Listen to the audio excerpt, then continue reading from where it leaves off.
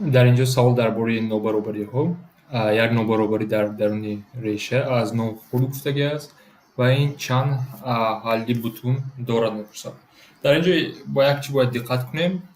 Даруни реша чӣ ки намонем, кадом адад ки намонем, ҳамон вақт ҷавобаш мусбат мешавад, манфӣ шуда наметавонад. Ва аз инҷо чӣ маълум мешавад?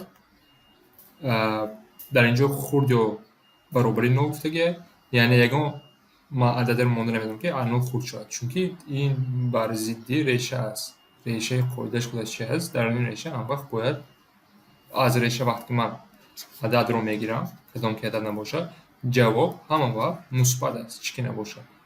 Ва дар ин мисол як чиз бояд бинам. Кай ба нол баробар мешавад. Яъне кай ҳамин ифодаи квадратӣ ба нол баробар мешавад.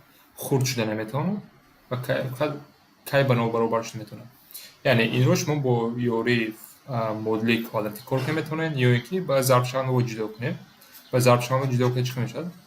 m минуси 2 дар дигар фарз m ҷамъи 1 баробари 0 аст. дар инҷо ду реша дорад. Вақте ки m баробари 2 ё m баробари минуси 1 бошад, ҷавоби ман фақат ба 0 баробар мешавад.